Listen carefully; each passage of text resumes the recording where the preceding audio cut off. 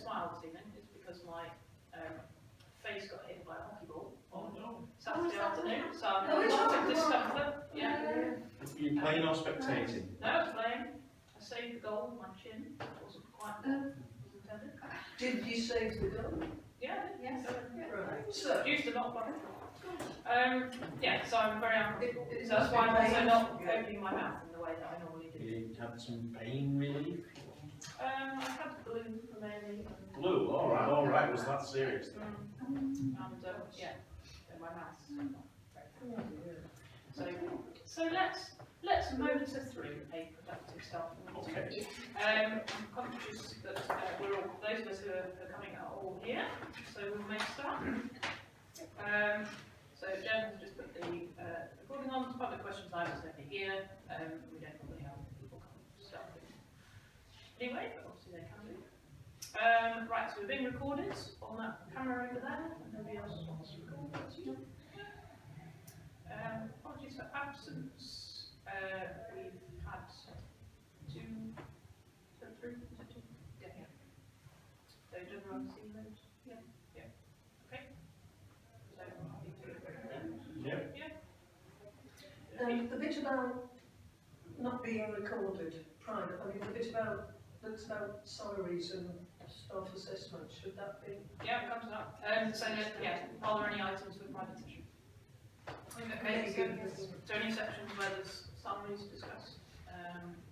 Are there any? There are the item of 46. Yeah. And the your and my feedback on the discussion we had, the sort of Yes, so 46 and 47, I think. Yeah. I think the rest are. Is it okay? Do you think else should be private? No. Okay. Okay, right. Moving on to item 42, personal disclosure of pecuniary interests. What's his interests? Yes, in 21, 22, 46, 21, 22, 47, 21, 22, 48, 21, 22, 49, and 21, 22, 51. nearly all of it, given that you are staff. Given it's done. Okay. Next item, written requests for any new DPIs. Are there any? Just to say, I've been informed of a change, but it needs to be put onto the correct form before I can do anything further with it. So I'm in the process of organising that with the councillor involved. It will be sorted by the time we get to the council meeting next week. Can I just ask, does the full council see the whole redacted DPI in their papers, or is it just notification there is a DPI? What we do is I email out the redacted notification to councillors prior to the meeting. It doesn't go into the papers, and then it just gets put straight onto the council website. It's a procedure rather than asking for approval in any case. Yeah. Okay.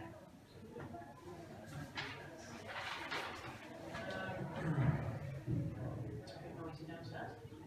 Change over the downstairs. Yeah. Okay, item 45, minutes for the staffing committee meeting from 15th November. Everyone had a chance to look at those? Oh, sorry, they're already approved to full council, so we're just next. Okay, so item 46, so this is one agreed to take in private session. Okay, so the next item, so thank you for giving us that update, is item 48, which is a report on the impact to date of the temporary contractual hours change from 25 to 32 hours per week, which applied to the clerk from 1st of January 22. Okay, so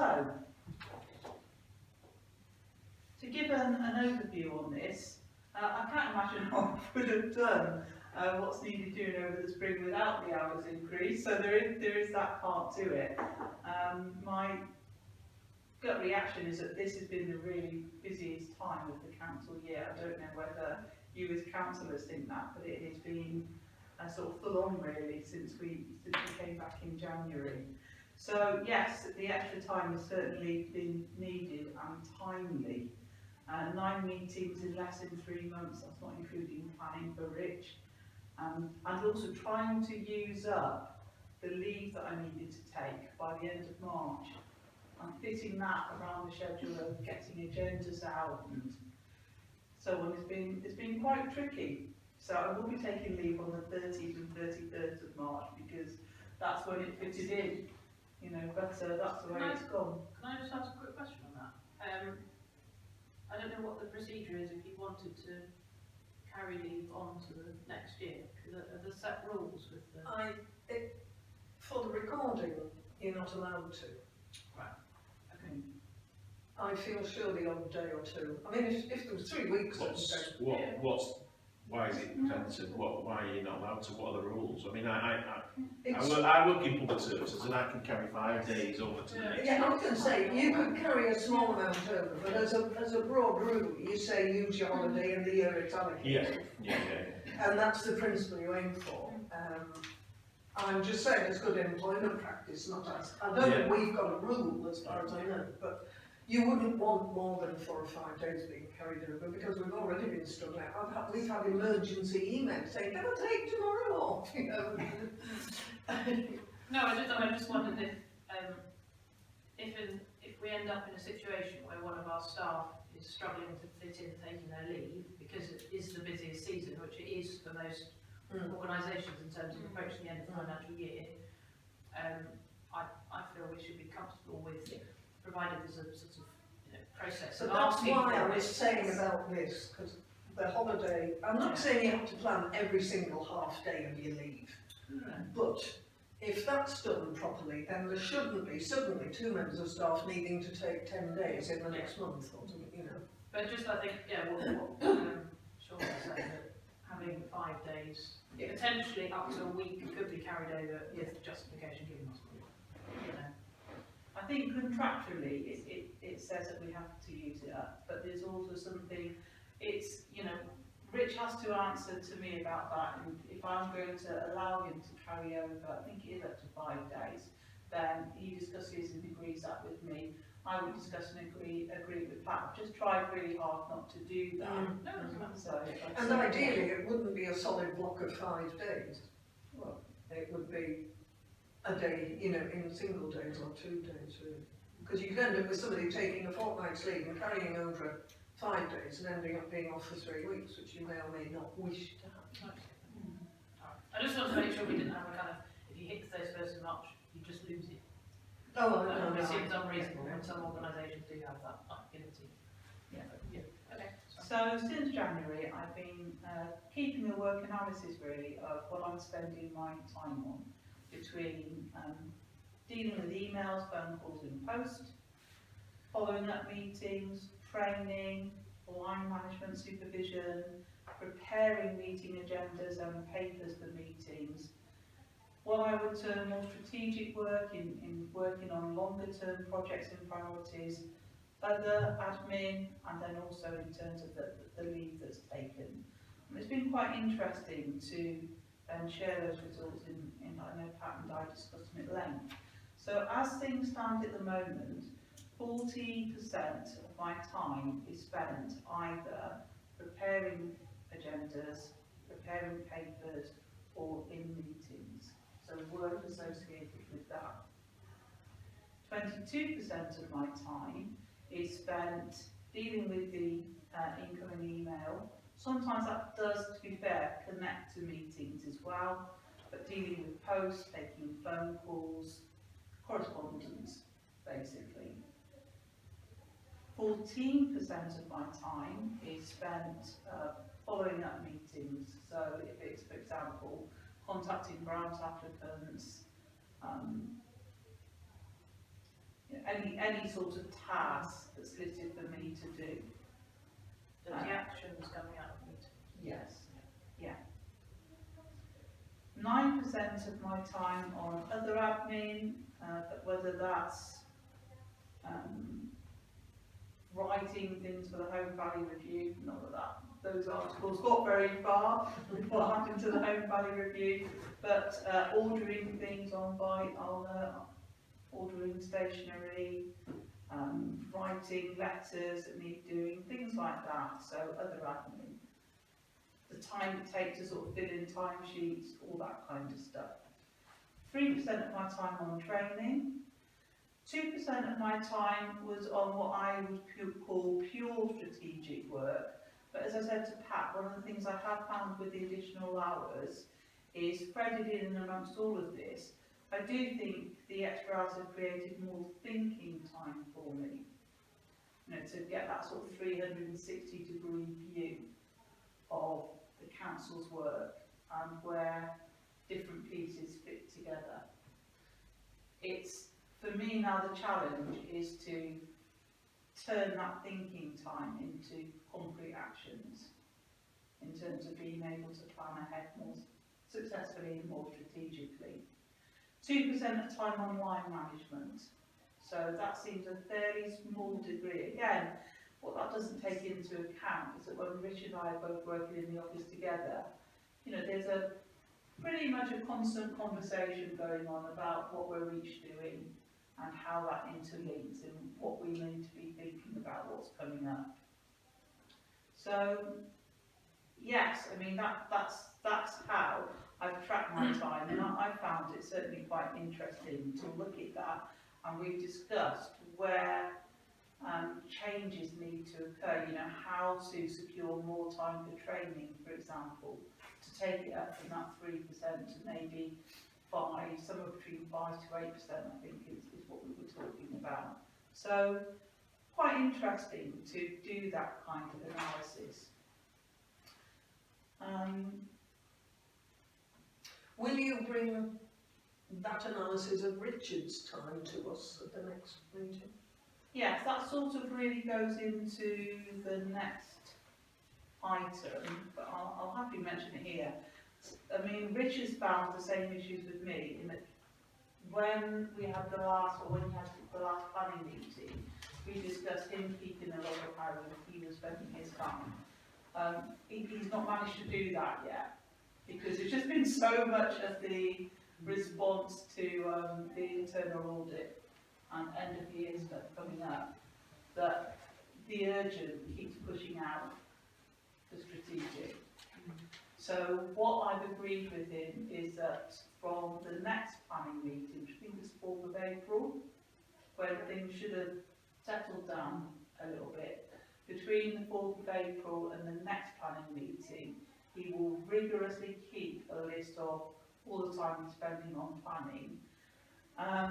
We haven't talked, I mean, when I've talked to him about keeping the kind of record I've kept, I think at the moment he's just thinking, well, one thing at a time.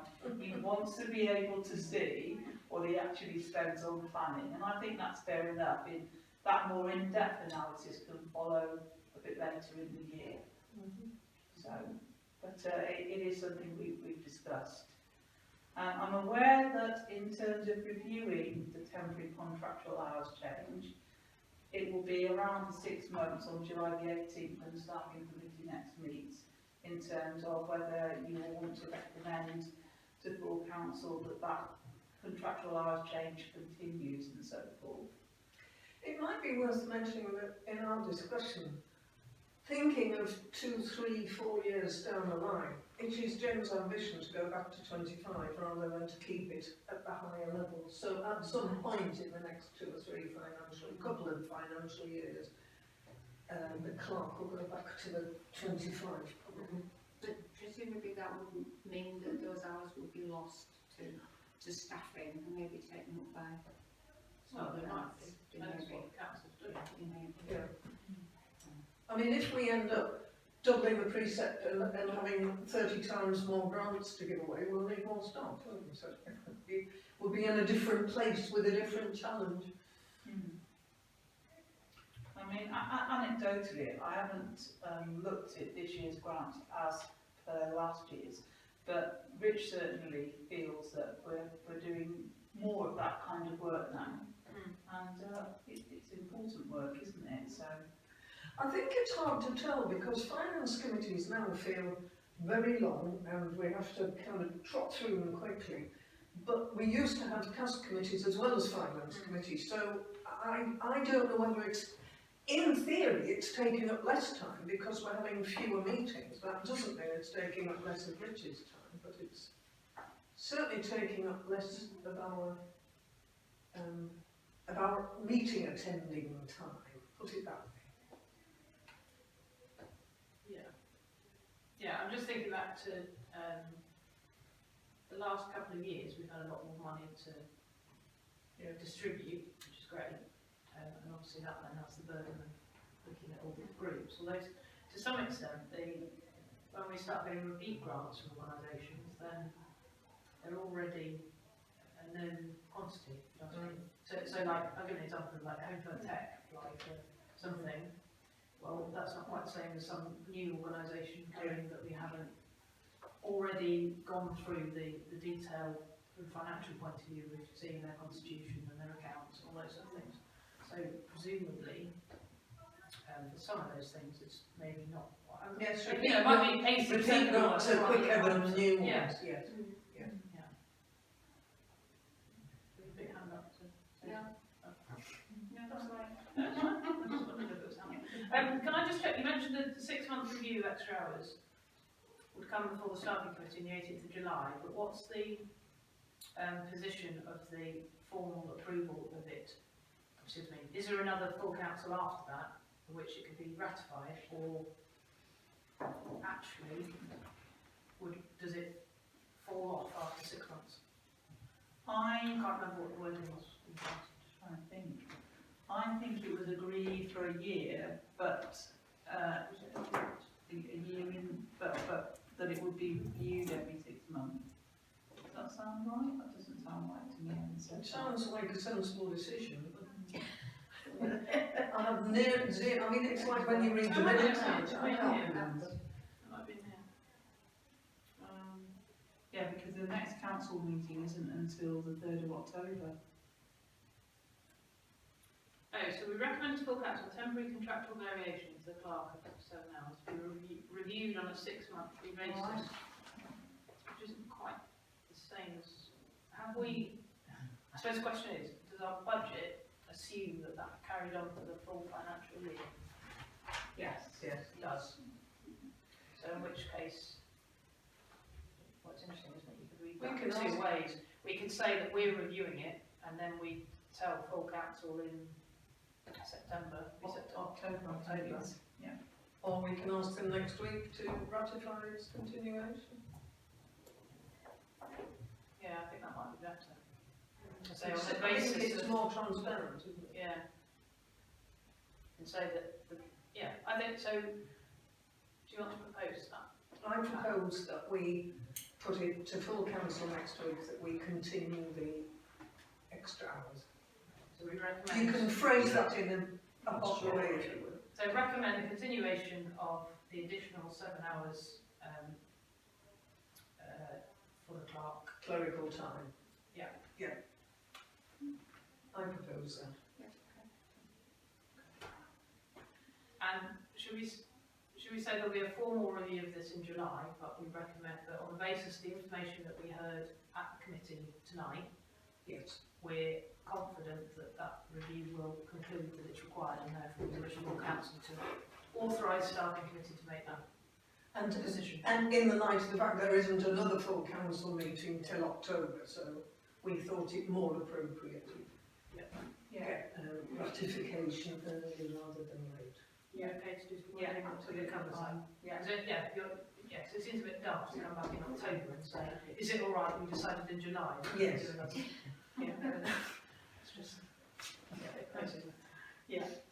Can I just ask, with obviously you're spending the lion's share of your time doing agendas and papers and meetings and following up the actions from the meetings, so that's like over half the time, which doesn't surprise me, but it's still, it's really useful to have it in front of you. Are there things in the process that you've sort of started having time to reflect on and think, this is ridiculous that I have to send out swell. I mean, even the apologies process strikes me as something that suddenly has become an additional bureaucratic burden for you, and I just wonder whether And things less like that transparent. can be improved. I now wonder why we approved that whole new. Well, I think that's what, I think in the training that I've been to, that's what they say you should do, rather than people's reasons being discussed Oh, really? in the committee. But I almost wonder if, I don't know, rather than say if it wouldn't save time, but I wonder if just having them written on a sheet, and people can look at them, rather than you having to, because I'm conscious like each time it's a meeting day, you end up having to send Yeah. several emails. Yes, you do. Yes, and you And sometimes it's quite last minute before you get the. Yeah. And you know, and as a member of the committee as well, you think, well, I've got to check before I go out. Yeah. Yeah, I think, yeah, Yeah. I think that's a good idea. At least it saves you Yeah. 15 minutes, Just a list.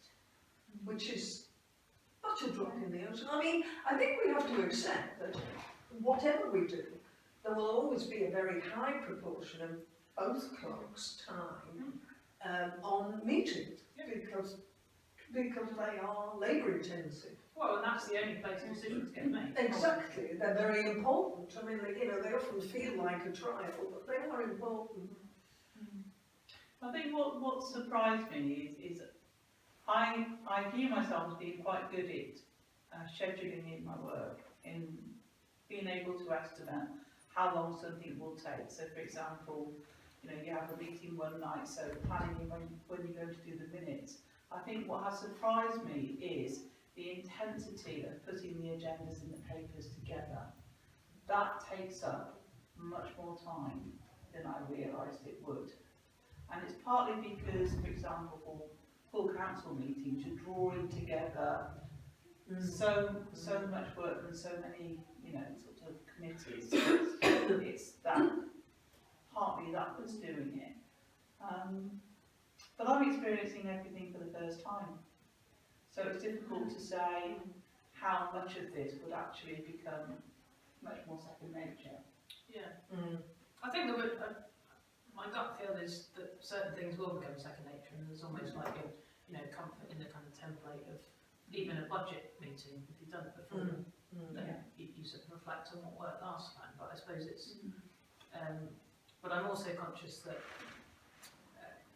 creating, I suppose it's that whole thing, isn't it? Being able to schedule your work such that you're not constantly being interrupted by having to, I have to check the emails to check whether that's something that urgently needs to go into that, and it's being clear about deadlines and then just putting yourself away and just doing papers, which maybe how you already do it, but I'm conscious, I don't know, do lots of people phone you up with things? I know I phone you sometimes, to ask, but are they asking Lots you of to calls do from grant seekers, for instance, because I think Liz used to spend quite a lot of time on the phone with Yeah, she did, yeah. with Help- grant help- seekers, one guiding them to the right, mind you, she had to guide them to the right committee and things, which is less of a task for the clerk now than it was. It's still a task for the clerk. Yeah, I mean, I think grants takes up quite a lot of the time. I mean, because you've got some from service provision, things like these small grants that Pubs and Comms have just done today, taking up loads of time because people are ringing and saying, oh, I want to give this in, or you get late applications and things like that. And of course, it's one of the most important aspects of your job. Absolutely. You are the public facing bit of the council.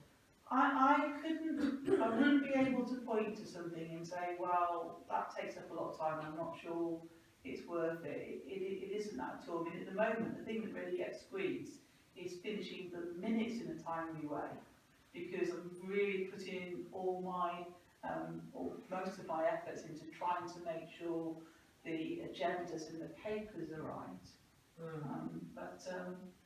Yeah, it's a learning curve, I think.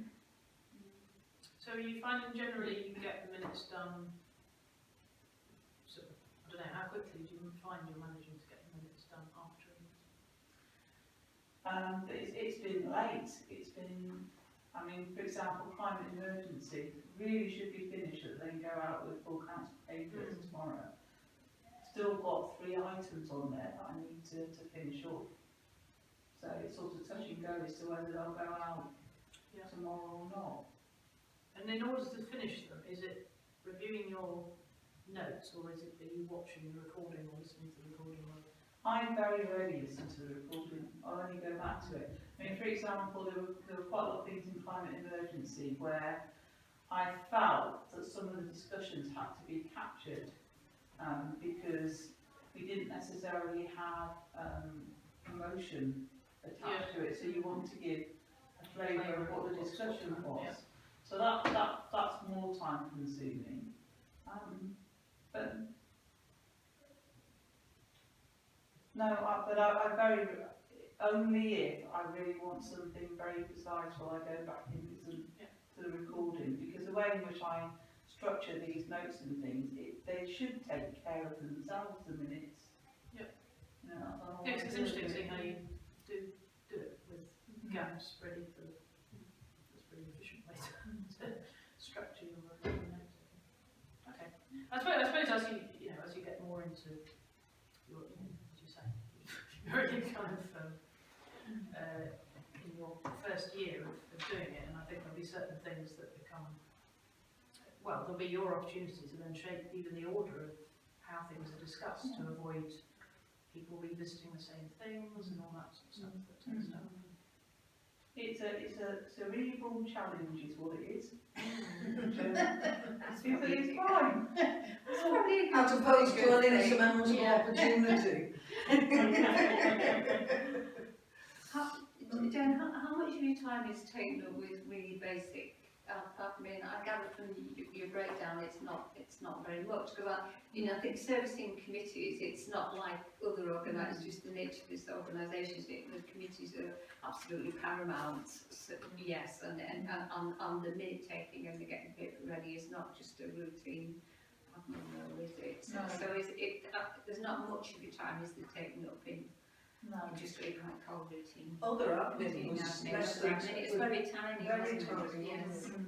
So for example, I can see some budgeting, something we'll want to discuss, which is the idea about the planning committee being a separate piece of work. But I can't really see at the moment how an assistant clerk or anything of that nature would help me. I think you need the clerk to do what the clerk does. And I think that's been my... that's an interesting finding. Yes. Yeah, Because it isn't.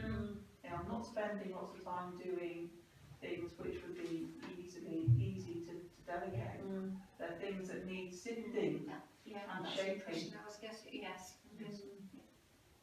Yeah, it sounds really interesting, because I think people in the past have suggested that we could have sort of an administrative assistant role who does filing and Shredding all the It actually digits. doesn't necessarily help, I think. No. It'd be helpful. And I think you're right in that, I mean, this is kind of the flip side, that you end up with this dependency on an individual, or two really, with all the knowledge having to be held within those people, but actually I think that is what On the happens. council. Yeah. Yeah, and then they do. And to some extent, if you then say if you were to reduce it and have more people working fewer hours or more people working some hours, you just won't get that interface between the different committees and things like that. No, it's cumulative as well, isn't it? I mean, the Yeah. knowledge, you become more efficient as you know more.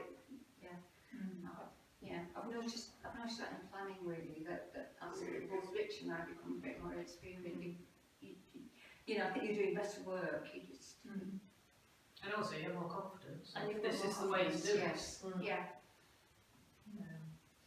Yeah, and I think that'll be particularly important in a year's time when all the councils There'll be a new council. There'll be a new council, and some of the councils may be the same, but Quite a lot undoubtedly could there will be change. quite a lot of new ones, and I think it's really positive that you'll be, you did brilliantly so far, and by that time you'll have had a whole year and, nearly 2 years under your belt.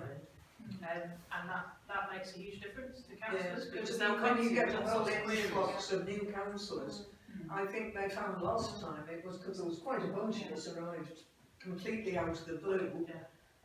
And it's quite a challenge for the clerk. Yeah, it is. And as chair of a committee, I mean, you just make that you depend on the clerk, you know, and if Yes, it's, if you're a if new it's a chair. new and inexperienced clerk, then it, you know, it's tricky, isn't it? So don't make whatever else you do.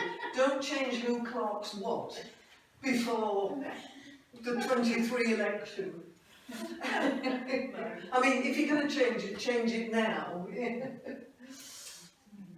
Well, there's a lot of kind of each year, there's certain things that we do each year, and it's, if you've done them several years, then you know, it's like, oh yeah, this again, you dig out all the old Yes. materials, and it's, you know, easy. Okay, so, sorry, I'm just looking at the agenda item, just to see if there's anything that we need to formally note.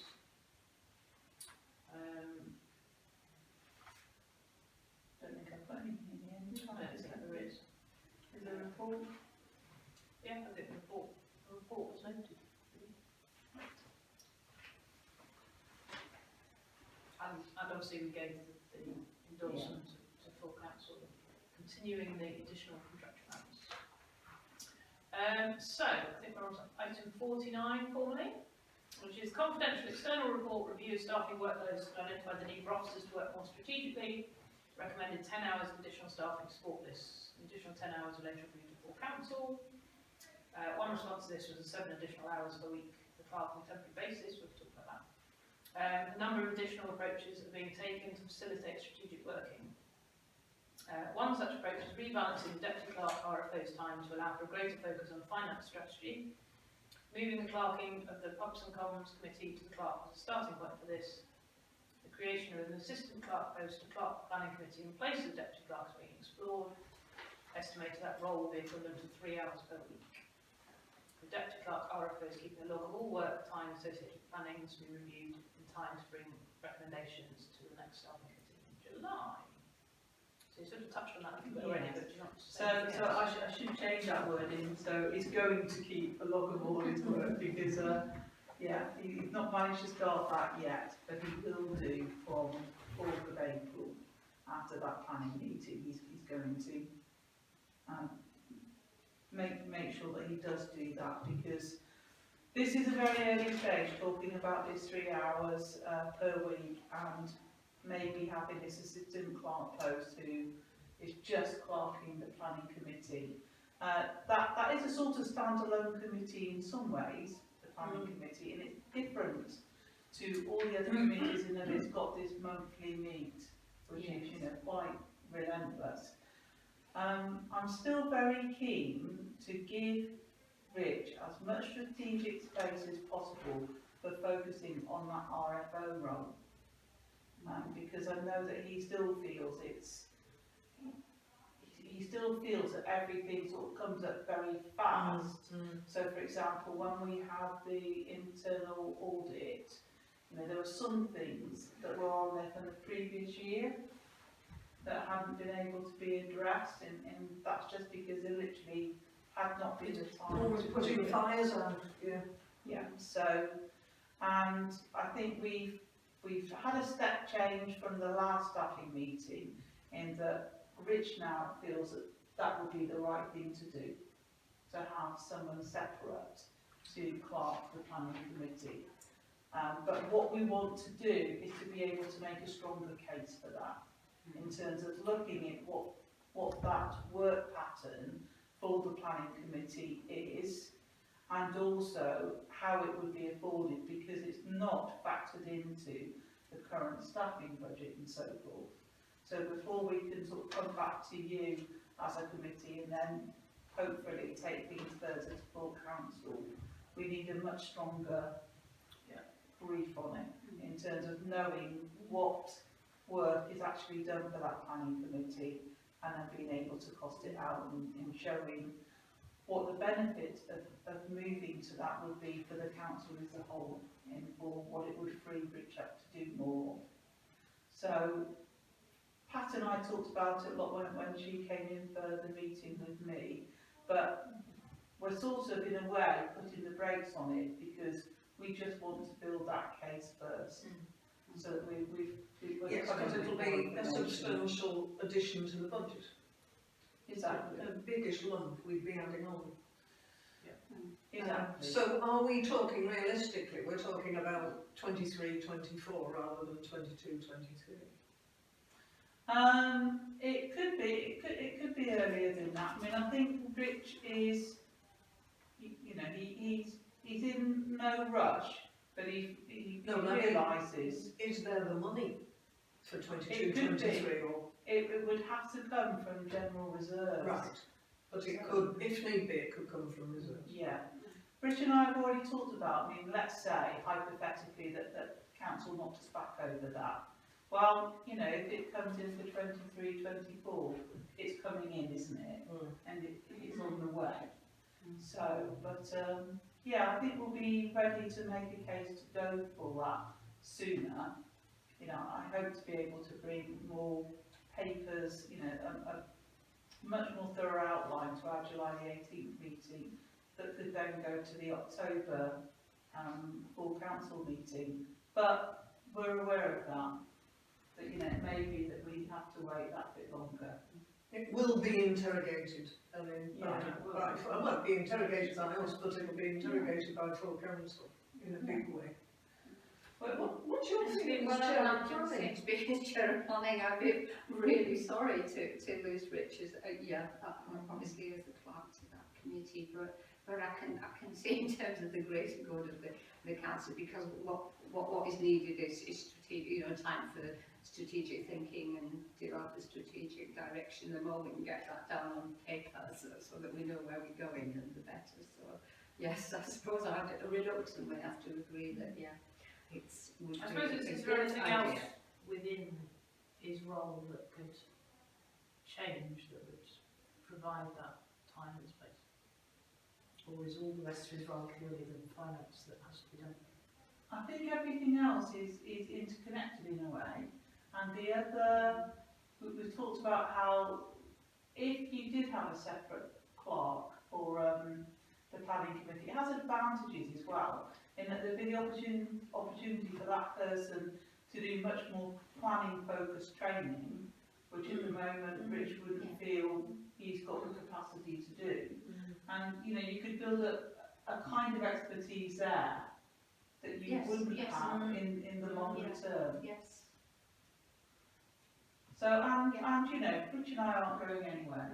So if it did get knocked back to 23, 24, that's okay, because, that strategy for you is often a 3-year plan and not a 1-year plan, isn't it? I mean, it is relentless, isn't it, with the 4-year, the 4-week sequence. But also, I think increasingly we're doing things like commenting on government reports, and I think we're getting more, just generally more queries as well. So it's an increasing level of workload. Yes. And with all the green things that are coming in, there are going to be new building regs in the next couple of years, aren't there? So there'll be, that stuff to look at, when they're building houses, what's the heating?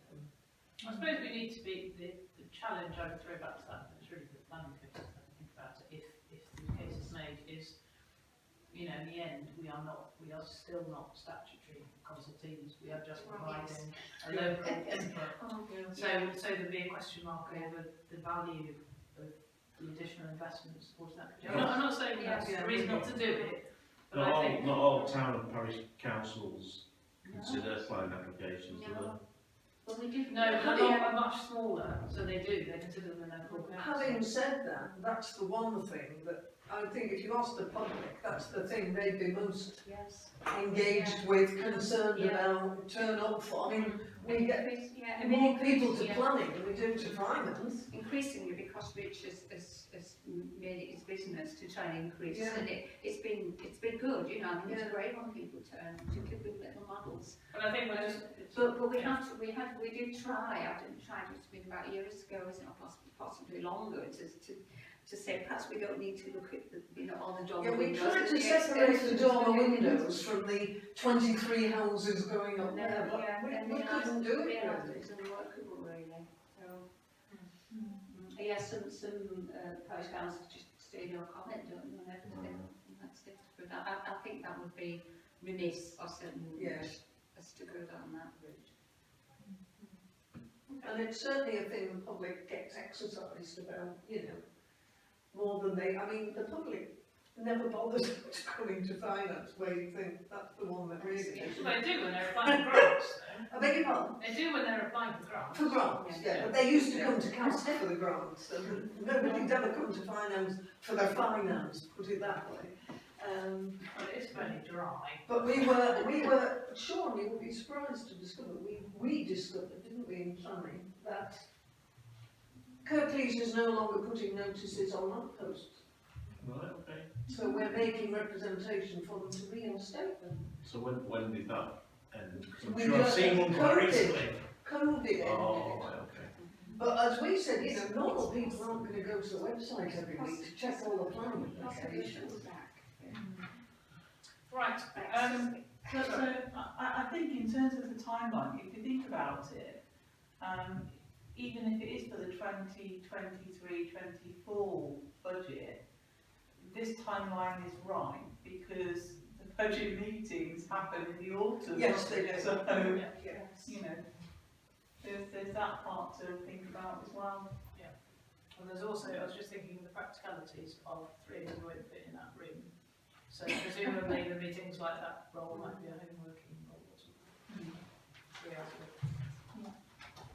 Well, I mean, I'll whisper this so the recording doesn't get it. I mean, we might think about the rooms we use in general. Because this isn't fit for purpose for a full council meeting and a public. It's a whole lovely can of worms. Isn't it? We won't open Isn't that it one. just? Let's not just open that one. We've skirted on the edges of this one before now, and it's been quite heated. Yeah. Yeah, we'll go around the houses and that. I don't think anything's happened with the old James, has it, at the, I think it accommodates some people who sort of can take it. yeah, but the parish council built room, Yeah, it's Kirklees not, doesn't it's solve not But being it was, used, I is it? mean, I know it was the home first parish council, it was a nice room and everything. Did you ever see it? But, all this stuff fitted in beautifully. It was all, No, it was home it was parish really council, but nice. it had a horseshoe of these stones. And shiny mahogany, and well, I'm not never really shiny mahogany, but it was probably battered oak. It wasn't that bad, but it was lots of tables like this, and everyone had a chair like that. And you were sitting around in a horseshoe. It was a There was proper loads of formal room for meeting. councillors and public. It had a feel of tradition about it, didn't Yeah, it? it did, it's a nice room. Well, the aspiration was always to then create something here. I mean, I think there was still an earmark reserve, I think probably still is. But then there's been It's things where? like CAS. Well, exactly, and lots of things got looked at and said, cool, and we sort of. And the thing is, that if you look at this building, if you look at it as a trustee of the civic, and you know, Rich and I in the past had said things like, well, they could divide that room up and offer smaller space, and then you think, yeah, but the unique proposition that this building has is big rooms. Right. Yes, Right, I'll bring us back to the agenda, because we'll disappear down that wormhole.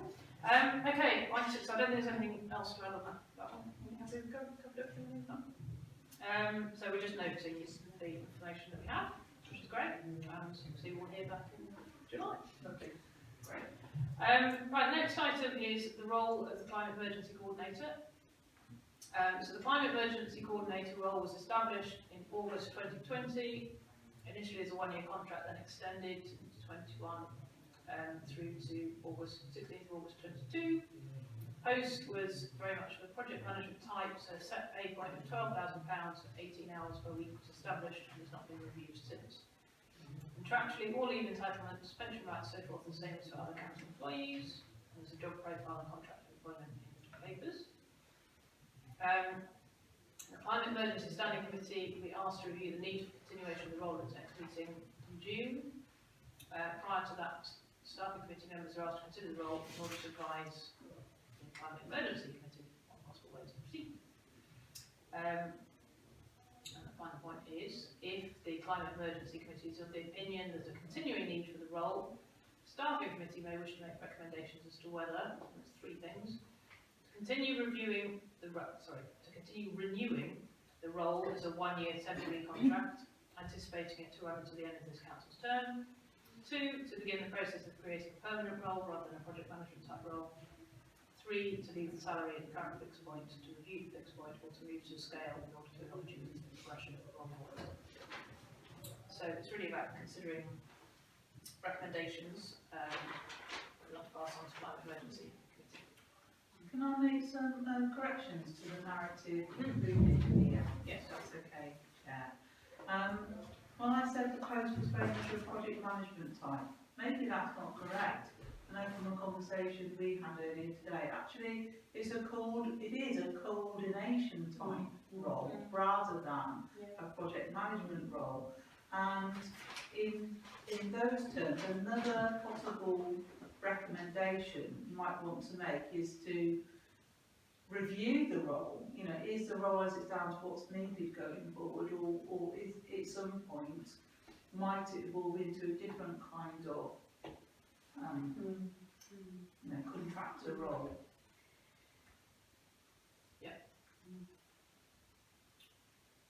Okay. Does anyone have any comments? I mean, I'm feeling away with the current situation a bit unsatisfactory, really, isn't it? And I just think if there's a reasonable expectation of continued funding, then this should become a proper establishment post. But I also agree that it probably needs the content of the role probably does need reviewing. I mean, at the moment it's a bit hole in corner, isn't it? I mean, it's coming from a strange line on the budget, and I think it could do with being regularised in the future. I mean, I can't see that the climate emergency issue or the work of that committee is going to go away anytime soon. So It's not going to stop in May 2023, is it? No. I think it needs to be, the role needs to be incorporated properly in the establishment, and after review, I would just think we need to review. So could you foresee it becoming, that person becoming an employee of the council in the way that the clerks are, rather than a contractor? That's what I meant by saying it should be part of the establishment. Oh, right, sorry. I agree, Mary. It's about being a good employer too, Yeah. isn't it? Yeah. Because, you know, a role that, you know, it goes from year to year, it is quite difficult. I've had jobs that have been like that when they've been dependent on grant funding, and it's difficult. You never know whether you do 6 months after, so on. So That'll be fun to get through full council. I think the challenge though is going to be the fact that the coordinating role as it currently stands and stood was really about building up networks and communications and raising awareness of climate Avoiding emergency. double. Yeah, and trying double to work behaviours. with work with partners. But I think, I mean, my sense is that will gradually change, and actually the person we've got at the moment is highly skilled in the communications and PR and web design and all that sort of thing, because that's what we needed at the start. So I think that might be different from what we might want in nearly a year and a half's time, where it might be actually that to some extent we've been successful in making people aware of climate emergency, and frankly the national narrative around climate emergency is much more visible than it was when we started, you know, when we declared our climate emergency in the first place. So it may become, and I think it probably will become, more of a project management type role, where actually there's projects that the council is wanting to drive forward with partners, using funding that perhaps we have or can lever in conjunction with partners, and I think that might be a different type of role, which means that the person might not be suited. I'm not saying the current person wouldn't be, but actually it's a different ask, because what we wanted to start with was someone who could bring people together and communicate an effective message, but I think will be in a different place in,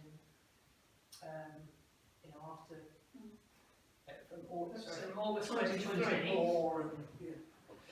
From August 23 moving into 24, around actually what do we want that person to do, because we should already, one would hope, have much more understanding across the valley of this is the kind of umbrella of climate change. And all the people under that umbrella knowing each other and Yeah. having been connected. I don't disagree with that at all. I think the review is crucial. It's again separating the individual from the post as well, isn't it? Yeah, because I suppose that's the issue, that when it becomes a permanent post of the council, it's much more difficult to then change the, Yes, what you're you're asking for. So I guess I don't want to, So I think it's important that we recommend to the Climate Emergency Standing Committee that they think through what in a year's time, or a year's time from their meeting, would happen to the role, what's likely to happen to the role. Because I'm conscious of, things, different groups that are currently being championing climate change in the valley are changing, some of them are potentially coming together, so it might be, there's a different landscape. My concern, this is not the place to raise it, but I'm not on the Climate Emergency Committee. It does seem to be very Home Firth centred. I'm not sure it's embracing the whole valley the way we would all want it to at the moment. And while this person is still a coordinator, that's very much, I'd like that to become a bit of a priority for that order. Because I'm not sure that Honley, there are people in Honley just as passionate, but they've never been as vocal as the Home Firthians have been about all of this. They need dragging in against their will if necessary. But preferably willingly. What I urge you to do though, is there are people in the Honley area who are keen to be part of the committee. We've got spaces now for members of the public who want to be members. Good. So we need to So drive on recruiting. So maybe, councillors from the Honley area, if you're aware of people or have networks that you just say, look, do you want to come and influence it? Because as a committee, we've done things like, obviously Honley Library and Home Firth Civic thing. Yes, did that together. Yeah. So that's something to bear in mind. So I suppose, to my mind, is our recommendation that the role should continue for the next year. Well, there's still coordination to be done, as is apparent from the valley. Yeah, indeed. So are we happy to recommend that Climate Emergency Standing Committee, provided it feels there is a role, we support that. But we request that the Climate Emergency Committee during next year reviews the requirements of the role and with consideration of what would be appropriate for 2023 given the changing landscape of climate action. Because I think then there is an opportunity to potentially advertise a role that's for several years or indeed have a form. And it could be that the current person thinks, yes, I'd like to move on to Absolutely. that. But I think there might be a gap there.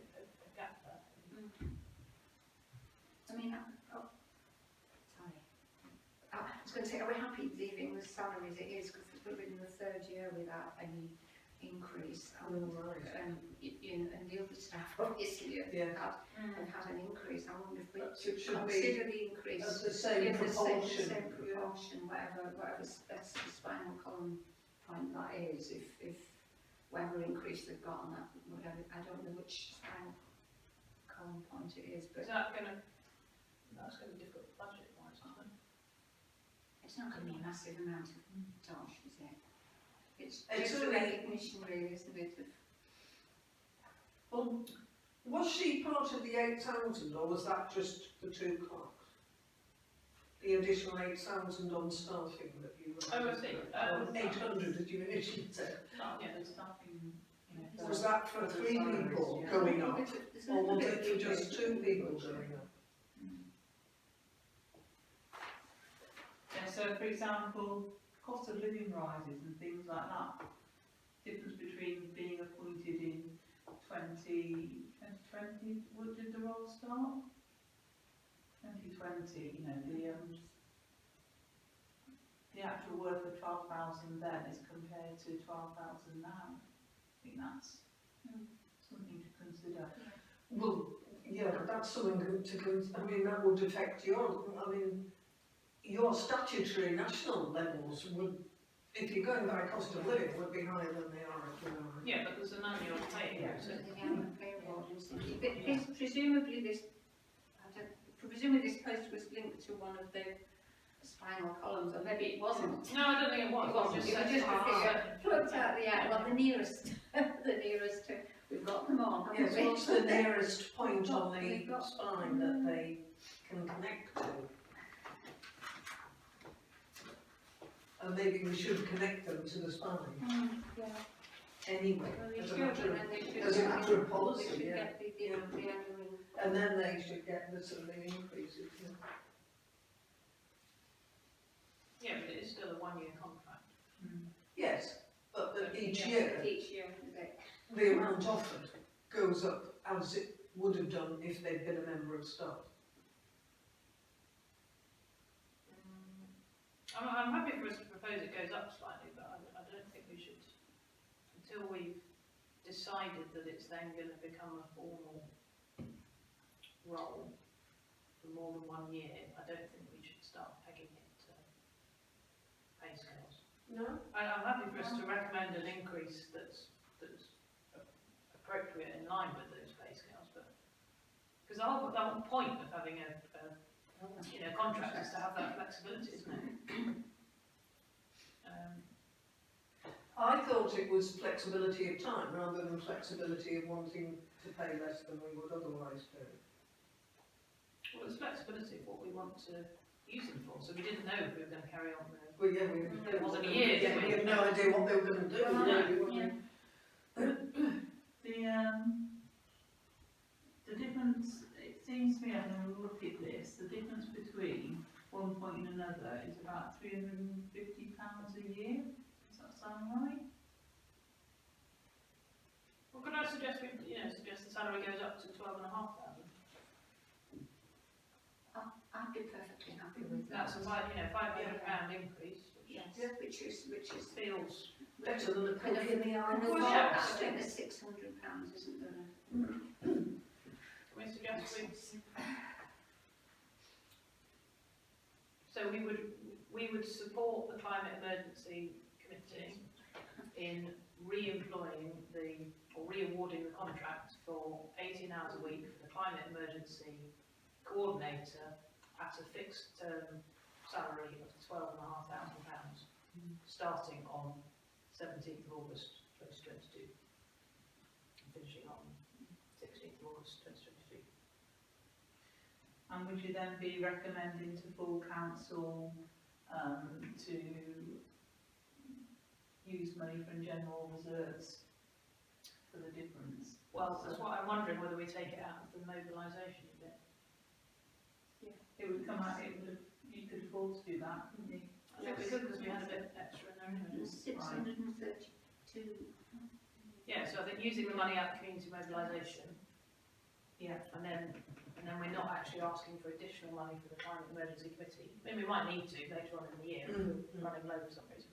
Yeah. But I think that would be better, and I think that would be better There presented to I the don't full know council. how many of these discussions you witnessed, Jen, but there are members of full council who are likely to Oh, no. start and go on for a long time, Oh, yeah. Well, then. especially if additional funds are being asked. Yeah, so I think if we say using the climate emergency. Yeah. Well, in fact, at the end of this year, we've had, we could say, here's a question, yeah, maybe we should ask what the RFO recommends, because we've got at the end of this year, it looks as if we've got £632.70 left. Yeah. So if rather than that going into general reserves, that can be £500 of that can be earmarked to go into the salary for next year. Can we leave that open to explore options for making use of the existing or future budget lines from the Climate Emergency Committee? So And Rich will know what you're allowed to buy from where and for what. because I know environment would have to be approved by By full council, council. but if it's from something within the committee that's... Is it environment or can you just do it? Sorry, that's Got that. left it quite... No, Is that right? Yeah. It just feels I'd rather do that than effectively saved a bit of money. This And year. open up that whole Yeah. ill-tempered debate. Yeah. Yeah. Okay, and also, I think we captured earlier that we asked the High Emergency Standing Committee to review the role, thinking ahead to 2023 to 4. Yeah. Okay. So, item 51, staff working arrangements after the lifting of COVID-19 restrictions.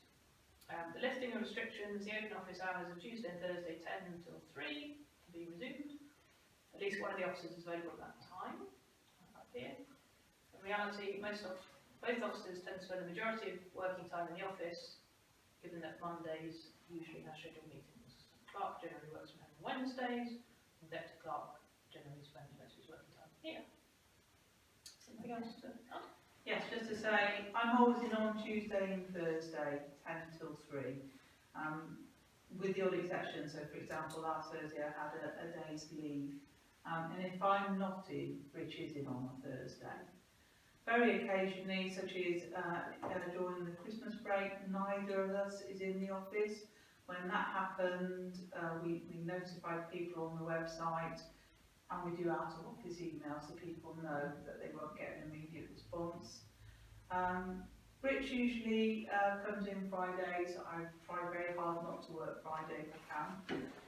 I don't work in the office Fridays. Sometimes I have worked at home over a weekend. That's always on my records of working.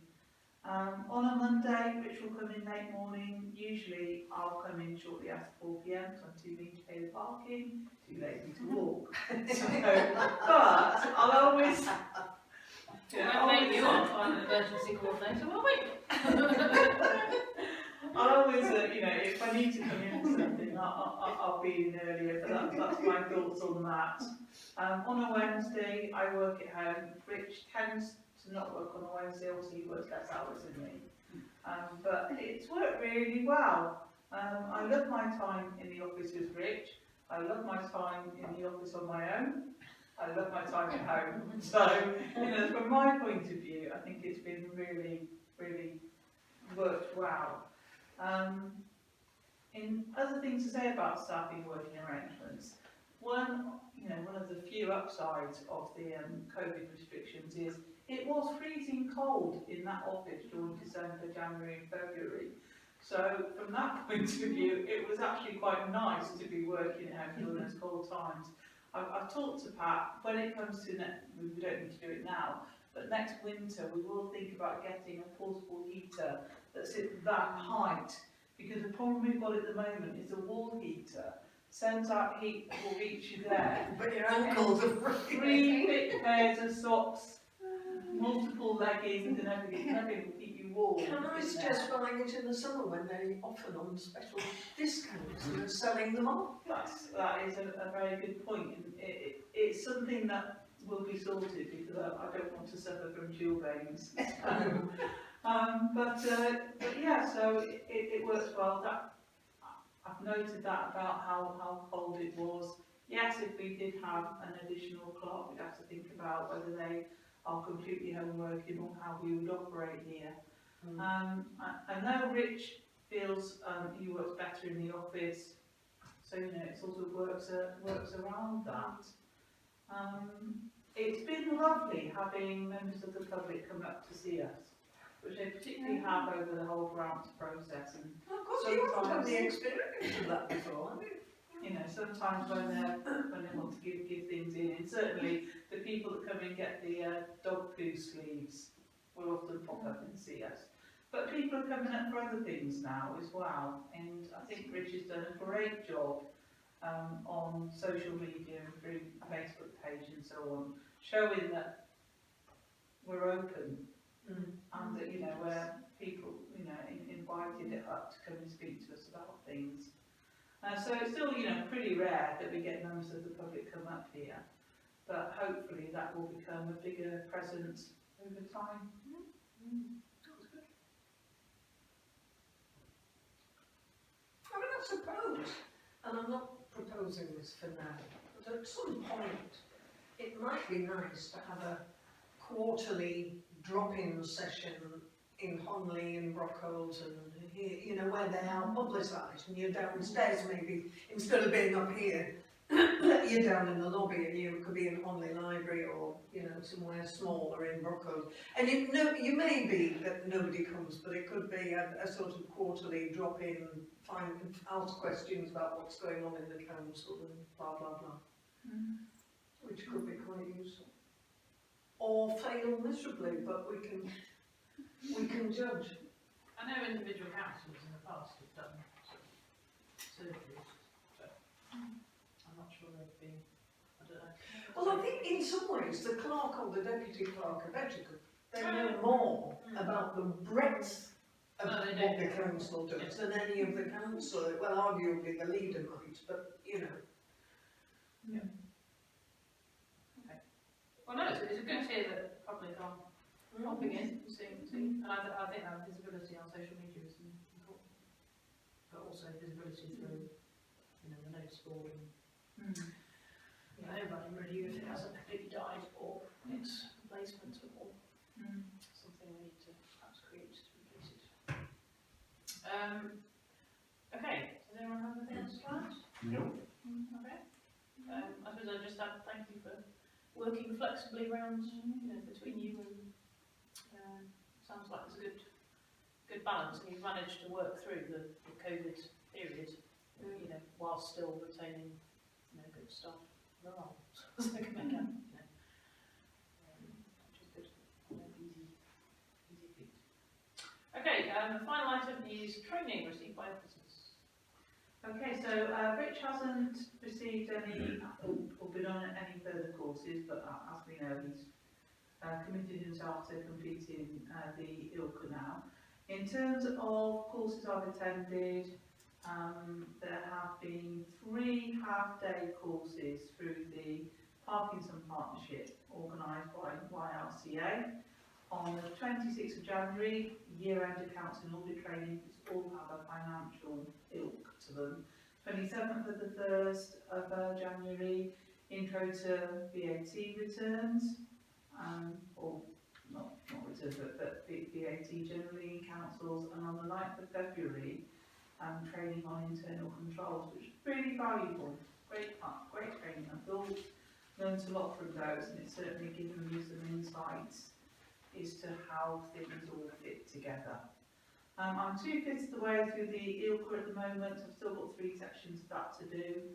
The finance section is an excellent, it's quite good. I've done those financial courses, and as I know I said earlier, that the KILCA will start in July. Are you finding the ILCA, is it helpful? Is it worth doing, or is it just a hoop to jump through? Or? It is helpful. So yeah, no, it's more helpful than I was expecting it to be. Right. Oh, good. So, and the little sort of test you do at the end, it's been quite interesting to see where I've been caught out with them. So things you think you know how it's the hardest things are when you've learned something wrong. And learning that, and you know, they're the biggest lessons, aren't they? So that's been quite good, quite nice to be learning. Are you finding that there's a network of clerks that you're getting to know, or not really? Yes, definitely. The clerk at Maltham, at Kirkburton, there's quite a circle of people. I think because of COVID, that's also put a stop to any meeting up. But it wouldn't surprise me if that doesn't start again, which is great. And in the past, you'd have met other clerks at training, whereas on Zoom, you don't have a coffee break and a chat with. No. I was just saying, just that sharing experiences, because I think, because a few years ago, even all those YLCA newsletters and stuff, we never got any of those. And it's striking how much, even just looking at those, you get a sense of what they're doing. And I know that what's great is if you can build up that network, obviously local clerks, but I think over time we'll get opportunities to meet ones from different areas and completely different councils. Well, I wouldn't say bigger councils, there aren't many that are bigger than ours, but you know, and then you can sort of bounce ideas off people that are quite That's right, I mean, you can learn as much from somebody in Southampton of a similar size as you Yeah. can from somebody local who's a lot smaller. Yeah, that's the thing. Because otherwise, I always think being clerk is quite a lonely job, really. Yes. And that's why I think it's really nice that Yeah. you and Rich. It's a bit work well like together. being, and you're used to it, it's a bit like being a head teacher. You don't have a proper line manager, you've got to kind of dig your own tunnel to a degree. It's, I love that. I love the autonomy, you know, within a structure obviously, but I do like that, you know, that's been great. I mean, I think being a head teacher is an ideal background. It did occur to me when we were doing the interview, and I thought, well, dealing with council meetings is a lot like governance meetings. In fact, exactly the same as governance meetings, you know, for a head teacher, really. Oh, that's great, you've managed to get so much training done. Yes. And it's all really constructive, so Yeah. well done. Yeah. Yeah, well done. Keep at it. Great. Right, thank you very much. Okay. Thank you. Get yourself packed up.